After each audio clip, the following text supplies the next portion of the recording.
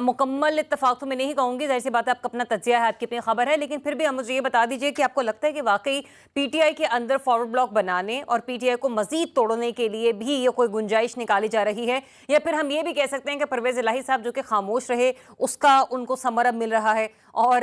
شاہ محمود قریشی صاحب کے بیٹے زین قریشی پر جو الزامات رہے 26ویں آئین ترمیم کے پاس ہونے کی صورت میں، کہیں نہ کہیں اب اس اعتبار سے بھی ان کے والد صاحب کو کہیں نہ کہیں تھوڑا بہت فیور کیا جا رہا ہے؟ دیکھیے، پہلے تو مجھے مزید توڑنے کے لفظ کے اوپر اعتراض ہے، اچھا، کیونکہ ابھی تک پی ٹی آئی ٹوٹی نہیں ہے۔ ٹھیک ہے، پی ٹی آئی سے وہی لوگ نکلے ہیں جنہیں پی ٹی آئی نے خود نکالا ہے، ٹھیک ہے، جن کو ٹکٹ نہیں دیا یا جن کو نکالا ہے۔ جو لوگ پی ٹی آئی سے جڑے ہوئے ہیں، بھلے وہ 40 ایم این اے ہیں، بھلے وہ 80 ایم این اے ہیں، وہ سارے کے سارے، بھلے آپ ان کو اس سے لے لیں، سنی تحریک سے لے لیں، اور یہ پاکستان کی سیاسی تاریخ کے اندر اس کریکٹر کا ظاہر ہونا کسی بھی پارٹی کے اندر یا پاکستان کے سیاسی منظرنامے کے اوپر وہ بہت مثبت بات ہے۔ یہ تو ویسے ایک جملہ مترجہ تھا۔ میں اصل بات، یہ جو انکوائری رپورٹ ہے اس کی لیگلی آئینی کوئی حیثیت نہیں ہے۔ اچھا، اس وقت کی وفاقی حکومت نے یہ چاہا کہ ہم اس واقعے کے بارے میں حقائق جان سکیں، تو انہوں نے ایک انکوائری کمیٹی بنا دی۔ آلریڈی ان کے اوپر کیسز چل رہے ہیں، آپ کو نہیں لگتا کہ جب یہ انکوائری رپورٹ سامنے آئے گی میں تو اسی اس کو بھی طرف آ کیس رہا بنایا جائے گا؟ ہوں۔ اس انکوائری رپورٹ کی بنیاد کے اوپر وفاقی گورنمنٹ نے اپنی سمت طے کرنی تھی، اچھا، لیکن جو مقدمات اسی واقعے کے اندر عدالتوں میں زیر سماعت ہیں،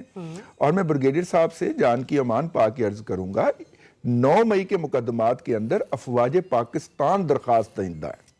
ٹھیک ہے، ریاست پاکستان نے افواج پاکستان کے 238 سے زائد حساس مقامات کے اوپر بیک وقت اٹیک ہونا،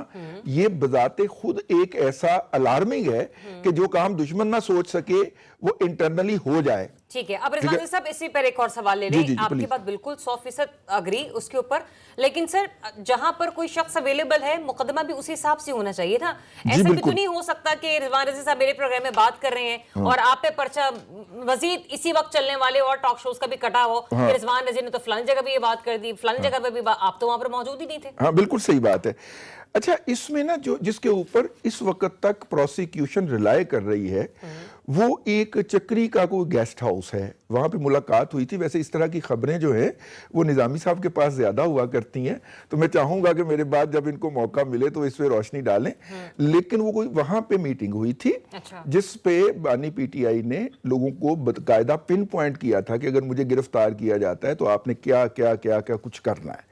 تو وہ گواہ جو ہوگا، وہ آپ تو پن پوائنٹ ایسے کر رہے ہیں، نظامی صاحب نیچے ٹیبل کے نیچے چھپ کر بیٹھے ہیں، ساری گفتگو سن رہے تھے۔ وہ گواہ صاحب جو ہیں وہ ایز اے مطلب وٹنس کے طور پہ پیش کیے جانے ہیں 9 مئی والے کیس کے اندر۔ بڑا اس وقت اسلام آباد میں بے چینی سے انتظار ہو رہا ہے کہ وہ گواہ کون سا ہے، اور کہا جا رہا ہے کہ وہ بانی پی ٹی آئی کے اتنے قریب ہیں کہ شاید ان کو بھی شوق لگے کہ یہ میرے خلاف گواہی دینے کیسے آ گیا۔ ان صاحب کو وہ صاحب تیار ہو چکے ہیں، تیار ہی نہیں ہو رہے وہ صاحب، نہیں تیار ہو چکے ہیں، 9 مئی 2024 اور 25 میں 2 برس ہونے کو آگے، یعنی آپ اندازہ کیجئے کہ وہ تیار ہو چکے ہیں، لیکن کیس